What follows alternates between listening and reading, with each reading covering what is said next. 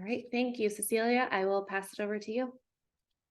All right. Hi, my name is Cecilia. I'm really excited to be here today. I am a pediatric dietitian, and I've been a pediatric dietitian for over 15 years.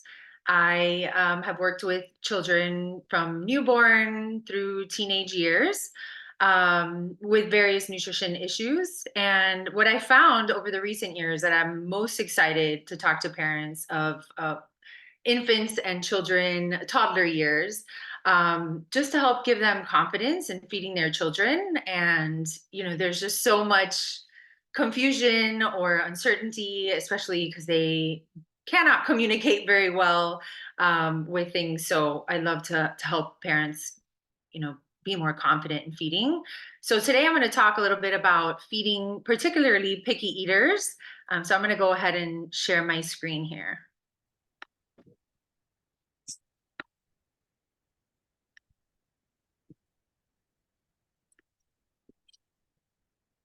All right.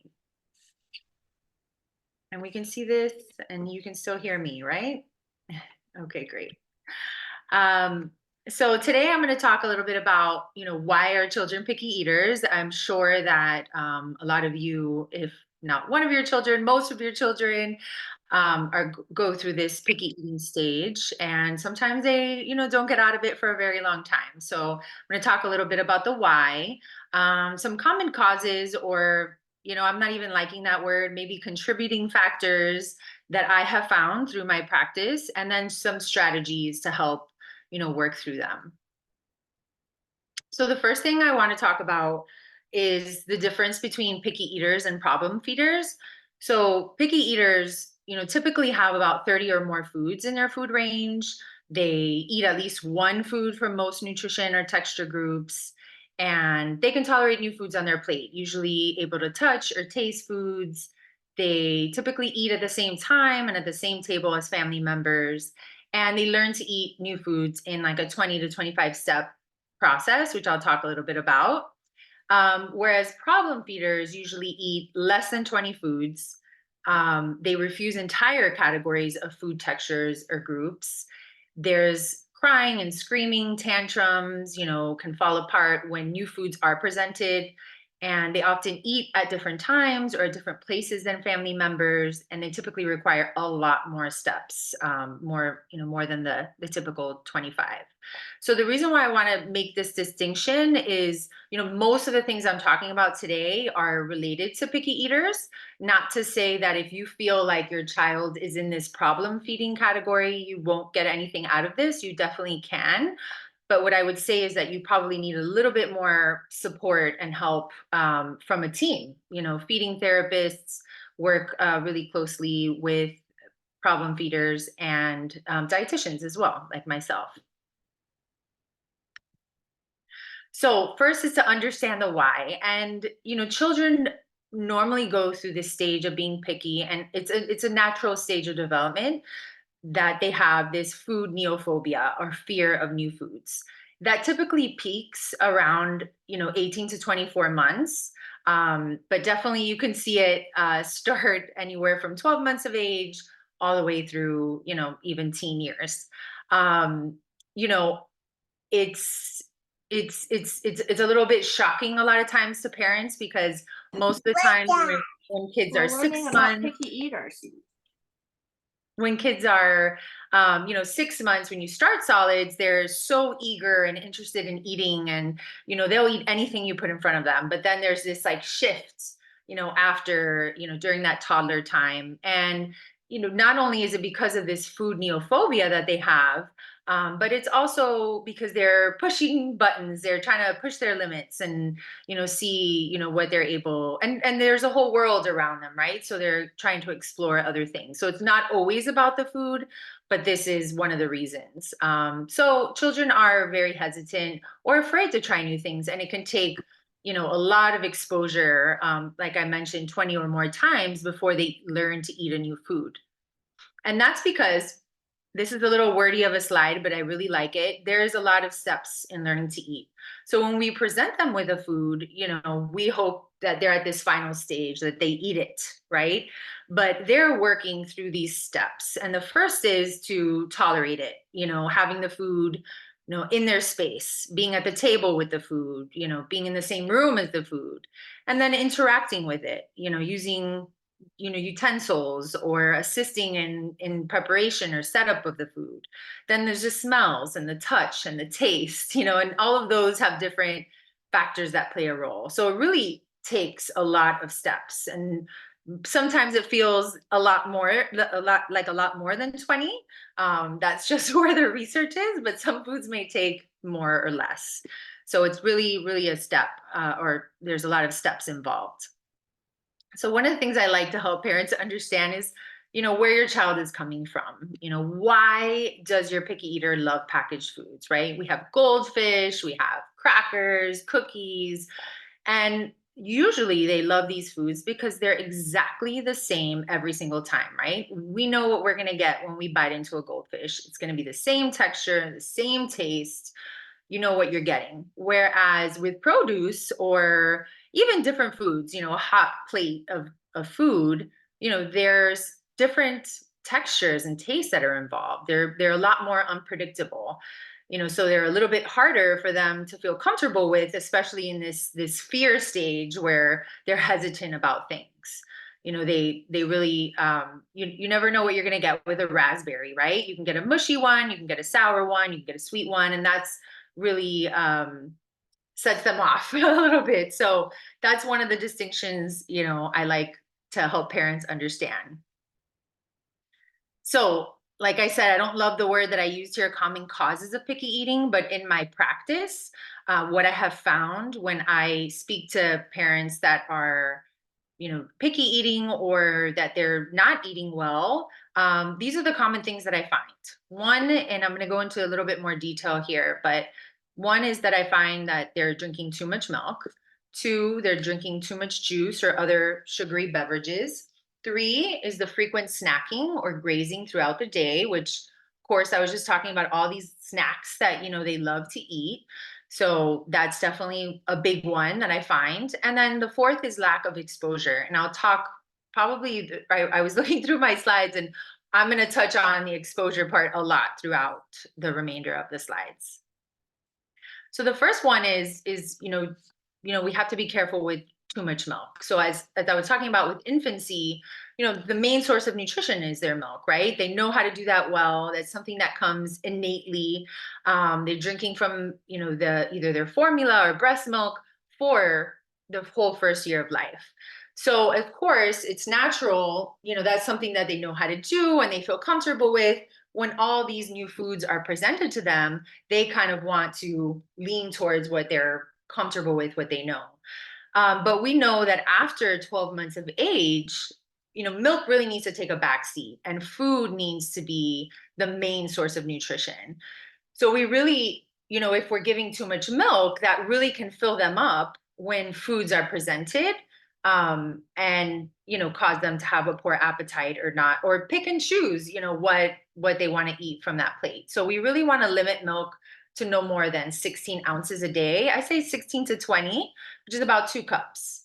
And you also want to offer that alongside the meal or snack, because if it's in between and you're getting ready to serve, snack or dinner, it can still affect their appetite, right? They're filling up on that milk.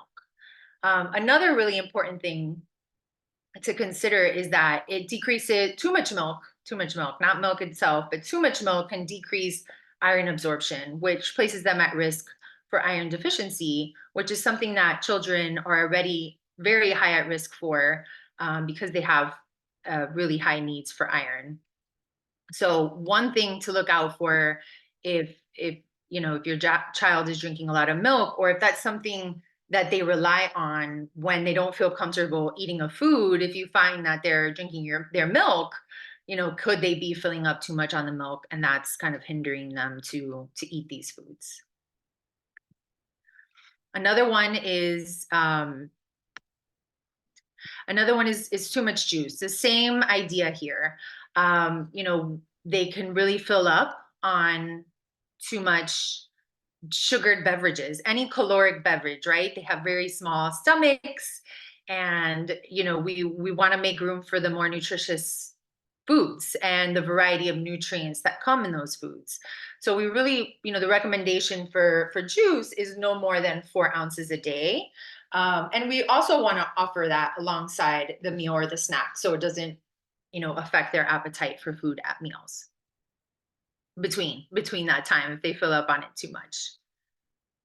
So this is the biggest one, and there's a lot on this slide. And this is the one that I think I find the most common, because we have some kids that don't drink milk, we have some kids that don't drink juice, but the snacking is probably the one that I find most common. Like I was mentioning, kids love these snack foods, right? The goldfish, the crackers, the chips, the cookies.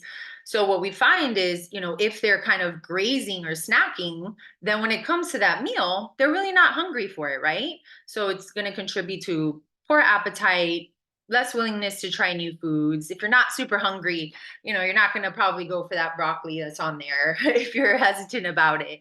So we really want to have, a good schedule and routine for meals and snacks. That's going to help them be mindful of their appetite and eat well. We want to allow at the age, typically toddler years, you want to allow at least 2 to 3 hours between meals and snacks with nothing but water. So remember, even the milk and the juice, you really want to keep to alongside meals and snacks. And I put an example of a schedule here, which obviously can change depending on your schedule and what works best for your family.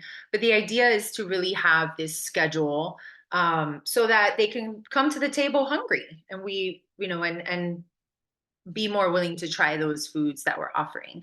So if you find, for example, I was talking to a mother the other day where the snack was really interfering with lunch. Maybe if your child wakes up late for breakfast, or and they eat around 9 their breakfast, there's not going to be room for a snack if you try to do that at 10:30 and then have lunch at 11:30. That's only an hour. So then I'm sure you feel like you're feeding your child all day long, right? Which is true, you are. So there may be, where you need to eliminate, a snack to make room for lunch, or maybe even, moving dinner up, because kids always come ravenous from school. They come very hungry from school, and then the snack time becomes this whole thing. They eat a big snack, and then dinner time comes, they're not very hungry for it. So maybe moving up dinner or moving back dinner, so that they have the adequate time between, so we can get them to eat good nutritious foods. Another thing I like to mention is that snacks don't need to be snacky foods, right? We can make snacks part like leftovers from the previous meal or the day before, or just food items that are more food, like a hard-boiled egg or some cheese, and crackers, or pairing those things together so that they're not just, goldfish and chips and cookies, so that's another important thing to think about. And something, I'd love to talk about here is this division of responsibility in feeding. It's a method that was kind of created or, shared by Ellen Sater. And the idea is that parents or caretakers are responsible, or their role of feeding is to decide what the child eats, when they eat it, and where they eat it. And the child is responsible for whether they eat and how much food they eat from what is offered. Okay. And the meal battles that happen are when these roles are reversed, right? So if the child decides what food they eat, then we have a child who maybe eats the same foods every day. And if the parent decides how much they eat, then we're trying to have them finish their meal that maybe they feel they don't need, right? So we really want the child to decide, to follow those innate hunger and fullness cues that they were born with, right? As infants, that's the one thing they knew how to do, is feed and decide how much they needed from, breast or from the bottle. And that carries on. And so we really want them to continue that. We don't have, we serve a certain amount on the plate, but they're deciding how much they need at that moment. And that can change. We know with children, one day they could eat more than you think they could, they could possibly fit in their stomachs. And the next day they could eat like bites of food. What we find is that children's intake usually evens out over the span of a week. So you're going to see that kind of erraticness where, or maybe one meal is really, really good that they eat really well, and then the rest of the meals are very small. So we really don't want to mess with how they're processing their hunger and fullness cues. And then at the opposite side, your child doesn't, only has maybe 5, 10 foods in their brain. So we don't want them to decide what they eat, right? Because they're just going to pick the same foods, and they may not be, the healthiest or balanced foods that we as parents understand they need. So we really want to decide the what. And of course, the when, which was what I was talking about, setting, the meal and snack times, and the where, choosing, where your child eats, of course, home or school, at the park, etc. So making sure that we are correctly, filling those responsibilities helps to make meals less of a fight, less of a battle. And so we'll talk a little bit more on that. So the fourth one, so I talked about, drinking too much milk, drinking too much juice, and the frequent snacking. And the final one is exposure. And I think all of these strategies are going to interplay with exposure in a lot of ways. So, what we want to expose our children to a lot of different foods, and that's, very important for them to help learn to eat new foods and get out of this picky eating stage. Excuse me. So the first thing is starting with smaller portions. And I know that sounds kind of obvious, but you know, especially with a new food, it can be very overwhelming if we have a huge portion of that new food. So we want to start small, and we also want to continue to offer new foods so that they learn to eat these things. So if we just serve them what they're comfortable with, they're never going to learn, right? So we want to expose them. So we want to start small with that new food. And we always want to pair it with something that they're comfortable with, something that they like, a preferred food, so that they don't feel like there's too many new things on their plate. That can be very overwhelming. Um, and you don't want to insist that your child finish those foods. It's okay, if they don't eat it, and I'll get into a little bit of that, but you want them to be comfortable with that food on their plate. The important thing is that they're getting that exposure, and remember those steps of learning to eat. So they need to see it in order to learn it, right? But starting small can help. And you can see from these pictures here that I put on the slides, on the left side, maybe you have a big, a couple pieces of zucchini. I think that's what that's there. And it can be, a little bit overwhelming with somebody who doesn't feel comfortable, doesn't know what it is. Whereas on the right-hand side, you can see just half of a piece of zucchini. So it might seem kind of ridiculous, but you're still giving that exposure, and you're not, having them feel a little overwhelmed by it. Just another example, if your child, or if you don't like broccoli, this portion of broccoli can be a little bit overwhelming. Whereas on the right hand side, just a teeny tiny portion, with no pressure, can really help them to build that comfort with that food on their plate, and then eventually learning to eat it. And I will say too, something I find is that kids can just get overwhelmed with even a food that they like too much, portion on their plate. And we often, sometimes try to serve them like what we would eat, or an adult serving, without even realizing. So really starting, realizing their stomachs and their appetite are going to be smaller. We want to start with smaller portions. So a good rule of thumb is about a tablespoon per year of age per food group. So let's say your child's 3, that's going to be 3 tablespoons, of mac and cheese, 3 tablespoons of berries, maybe, and 3 tablespoons of broccoli. Of course, if the new food is the broccoli, then, starting with this teeny tiny portion would probably be best. And then, of course, if they ask for more, you could always serve more, but it's a good starting point. So sometimes just, kids, if it's too much, they're tired. There's so many other things at play. It can really overwhelm them and then just cause the whole meal to be a wash. Another example what I like about this one is to show that it's also harder to identify progress in trying a new food if there's too much on there. So if you see here on the left hand side, there's like a big bowl of or some more peas, and on the right hand side there's only a pea. Again, it seems kind of ridiculous, but it's easier to know if your child actually ate some if it's a smaller portion. So if your child ate 1 pea when they never touched a pea before, from the big, from the left hand side plate, then you wouldn't even know. Whereas on the right hand side, it just makes it a little bit easier for them to for you and for them to see that progress. So another tip I would say is trying things in different ways, offer variety even within that same food.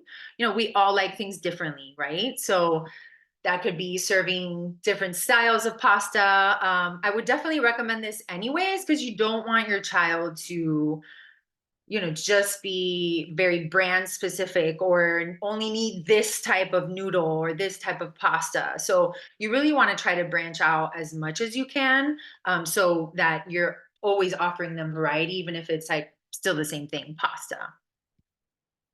So this could be also with, let's say, they're having a hard time with fruits and vegetables because, or more specifically, fruits in this example, their fresh fruits can be, like we talked about, really inconsistent and unpredictable, right? We're going to get a sweet one, get a sour one, a mushy one, where you might want to try something like frozen fruits and berries. Those are a lot more consistent and predictable, and, they're just as nutritious. So just trying things in a little bit of a different way.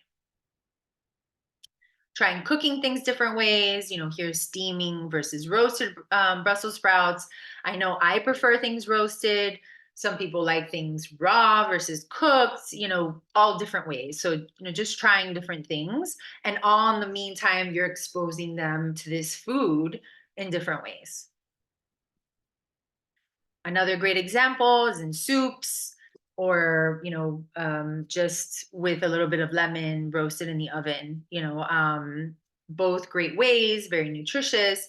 Just remembering to serve them in different ways and not to necessarily hide. I'm, and not that this broccoli is hidden, but I know a lot of parents will blend into a sauce or into a smoothie, or try to hide foods. And we really don't want to do that. Yes, does it give them that nutrition that maybe they're missing? Yes, but it doesn't teach them to eat that new food. So we really, even if you want to do that just to feel like they're getting what they need nutrient wise, you also want to serve it in its natural form so that they learn that food. If they never see broccoli when it's actually presented to them, they won't learn, what broccoli is if it's just been like blended into their sauce all the time. And it's also, a lot of times all those flavors are hidden from other things. So even, those pouches, they serve a purpose. They're definitely great for on the go and convenience, but they shouldn't replace us also showing those foods in the natural form where they can learn the distinction of the taste and the texture. So another great tip is don't be a short order cook.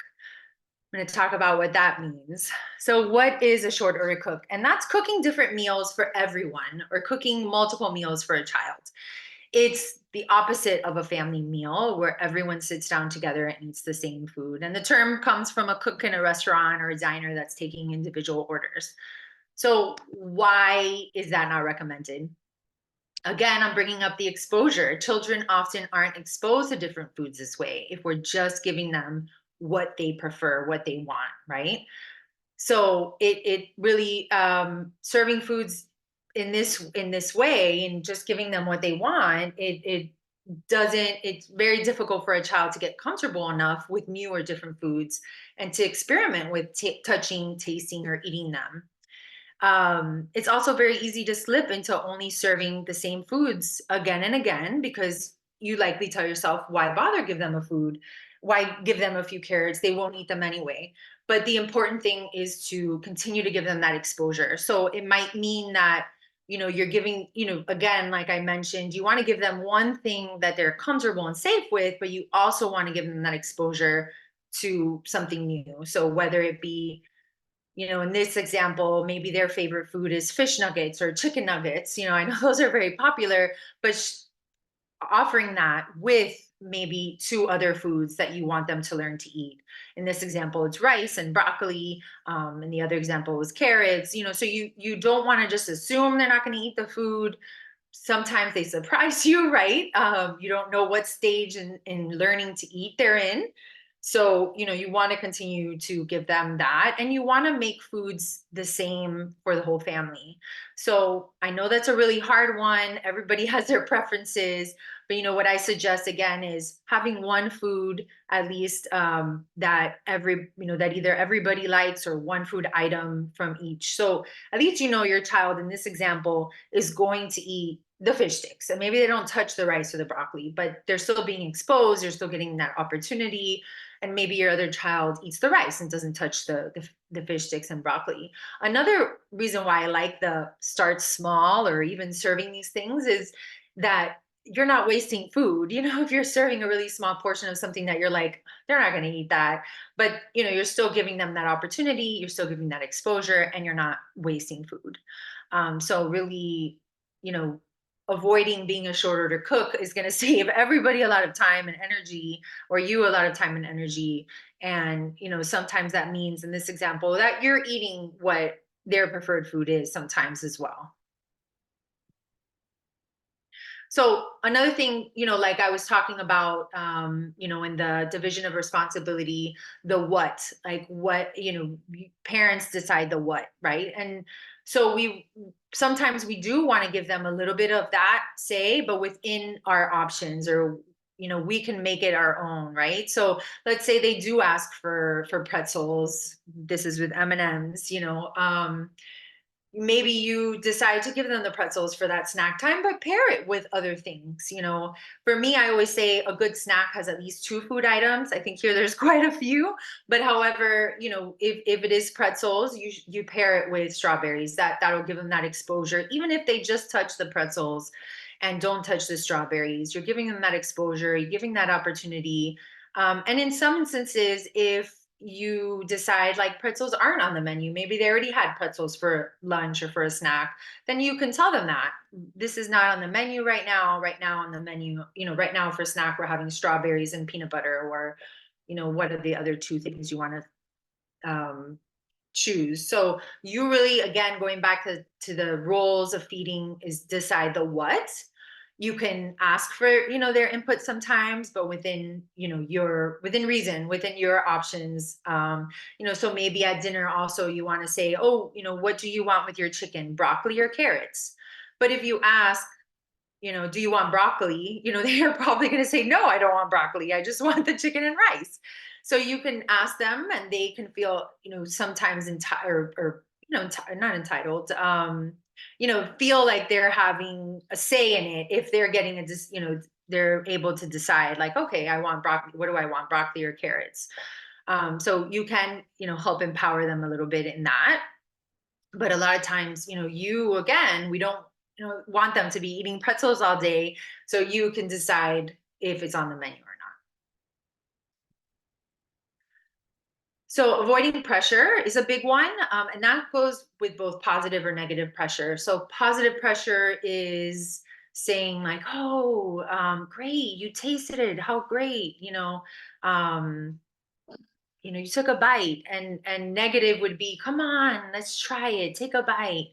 I made it for you. I took all this time to make it for you." Both of those are are forms of pressure, and we know that the more we pressure, the less they eat. And I'm sure you see this if you've seen this more than once. If we're pushing them to eat it, forget about it. They want nothing to do with it. This really creates a negative association with food and mealtime. So we really almost want to feign indifference and not make a big deal if they don't eat it. One powerful thing I like to say is that's okay. You don't like it yet.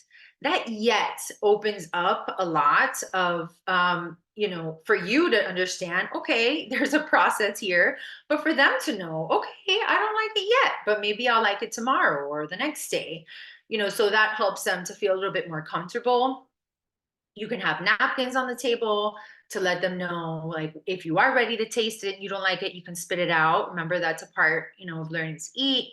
And or sometimes I suggest like a little bowl on the side if they're having a hard time with food on their plate. You can tell them it's the no thank you bowl, and they can put it, whatever food they don't want on their plate. But guess what? They're still getting that exposure, right? They're touching it, putting it in that bowl, smelling it along the way, whatever it is, seeing it, it's in their vicinity. So that really helps. But a big example I give is if, trying to put myself in their shoes, if somebody had made me a meal, I know I was served years ago like a bowl of liver, and I was having such a hard time eating it, and I was just kind of like moving my fork around, trying not to be rude.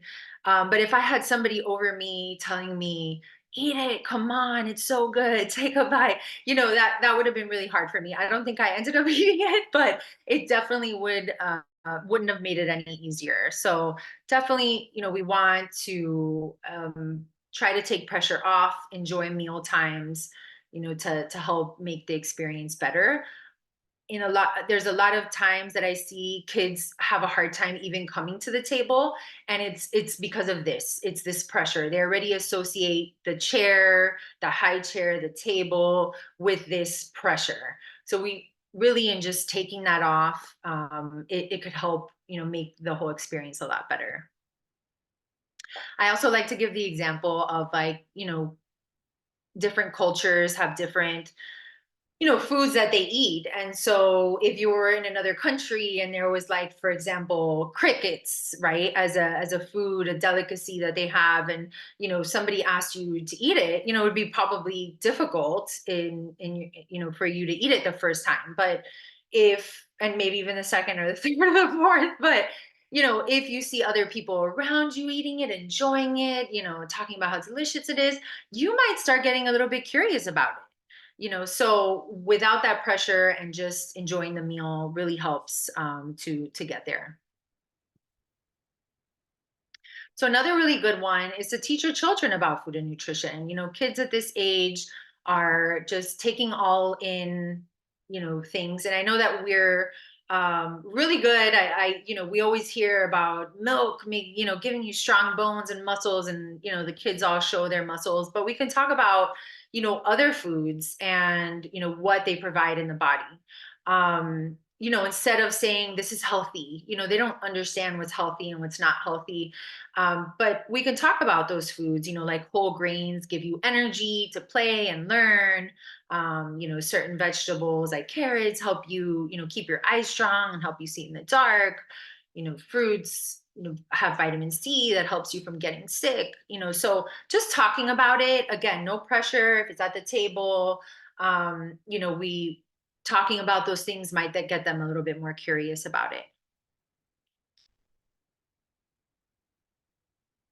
Using food play. This is one of my favorites. Kids, especially toddlers, they're learning through play. So we want to encourage them through exploration, especially if you're like feigning indifference and you're like, okay, I'm not giving them any pressure to eat this food, but they have not looked at this broccoli or touched this carrot, or, they're just going around it and going on their merry way. This is a way that you can encourage them without telling them to take a bite or eat it. You can talk about, what color it is, like, oh, is it, oh, it's red, like Marshall from Paw Patrol or Mickey Mouse's shirt. You can kind of associate it with things that they like. At this age, the toddler years, they're learning a lot about, senses, and different noises. So my favorite is to bite into a piece of lettuce and say, oh my gosh, what, I wonder if my crunch is louder than your crunch, or, or even you don't even have to talk to them directly. You can talk to dad or another sibling and compete, and oh, let's see whose crunch is louder. Fun little ways of getting them to engage in that food, explore it, touch it. It doesn't have to make this huge mess. You can do it in a little bit easier way. And you can also take some of these things away from the table if they're really having a hard time with it at the table because they feel like you want them to try it. You can try some of these things, away from the table. I'll give an example in a little bit, but one of them I always go back to when I was growing up was making, pasta necklaces, and make or gluing together beans and making different like paintings, so you can just get them to feel comfortable with that food away from, eating, or from the table where they might associate that with eating.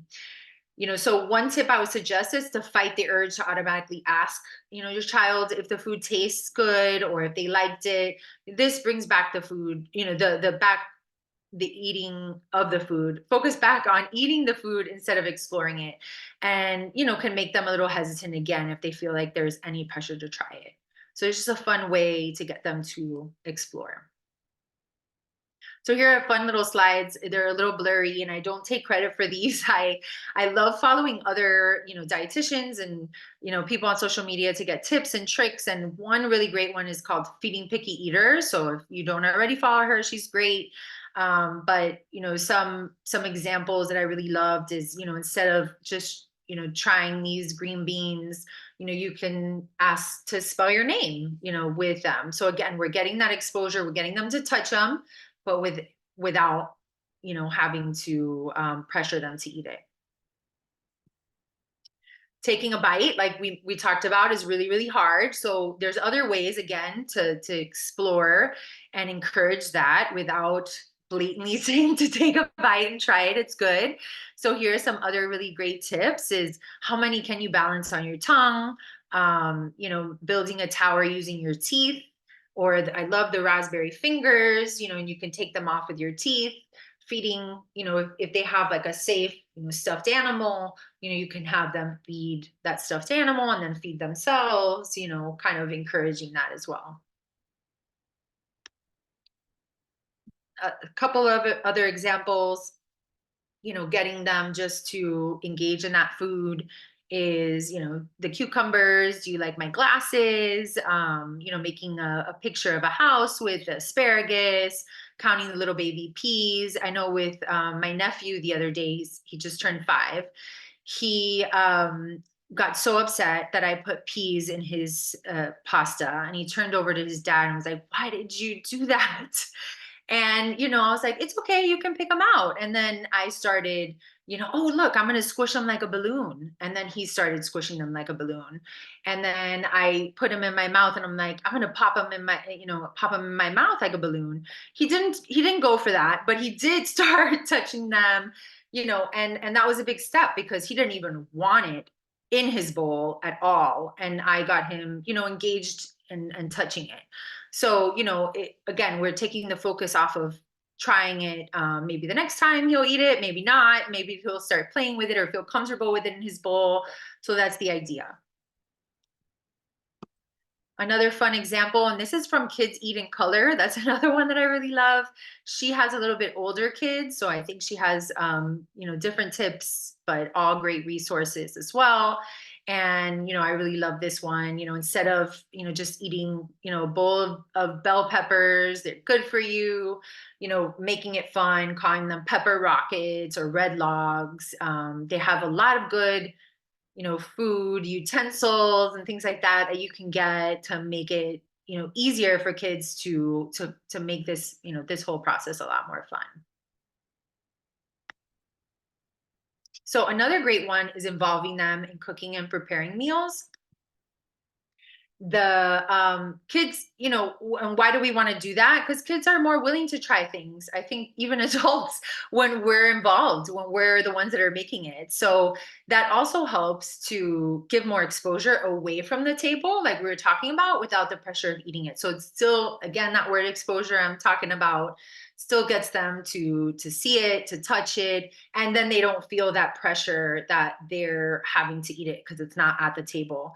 It also helps explore their senses. It builds basic math skills and basic life skills. So it doesn't have to be, I know that that can be very messy and time consuming, but even a few times a week, if you get them in there, it can be simple things. I gave some examples here, like washing or passing you the vegetables or fruits, taking the grapes off the stems, stirring the pancake batter, tearing the lettuce for the salad, pouring milk into a measuring cup. That one sounds a little messy. Counting out the eggs or cracking open eggs. So they can be some pretty simple things. That will just get them great exposure. And again, when they're involved, they usually do pretty well in wanting to try those foods. And the last one, even though I talked about it the whole time, expose, expose, expose. Um, Again, I'm going to show this slide of the steps of learning to eat. And just remember that there is a lot of process. So as much as we want them to just eat the food, we have to understand that it's a step process and it takes some time. And we can do all those things to help them get there. I really love this slide. Again, I'm sorry, it's a little blurry, but this is how the reality of the steps looks like, right? So they might ignore it 3 times and then touch it the 4th time, ignore it again, touch it, play with it, ignore it a few times, and lick it, then spit it out. That's all a part of the process of learning to eat.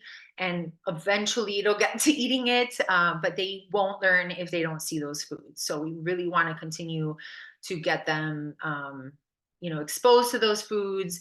We want to make sure that we're giving them that good routine and schedule where we're making sure they're coming to the table hungry with a good appetite, and that helps them be more willing to try new foods. We want to avoid the pressure. These are the recap the steps that I was talking about. I just started getting into them, but we really want to avoid pressure. We want to start small, especially with those new foods. We want to offer foods in a variety of ways. We want to avoid being short order cooks and just giving them what we know they'll eat. We really want to help them to add more foods to their diet, using teaching them about food and nutrition, using food play, and involving them in the cooking and preparing of meals. And that's it. Thank you so much. Hopefully, I didn't talk too fast. Thank you, Cecilia. We have one question in the chat. Okay. How do we diagnose the reason for picky eating? I thought it was too much milk, but my 20-month-old only drinks 9 ounces a day. Okay. So sometimes there isn't a reason. Sometimes, again, it's that it's a natural stage of development. So we really want to continue to try to use these tactics, these strategies, to get them to hopefully add more foods to their diet. But I think the main thing is that okay, was that me? It still went through my phone call. Sorry. We really don't want to just give them those foods. I think that's the big one. We don't want to just limit them to the foods that they're comfortable with eating.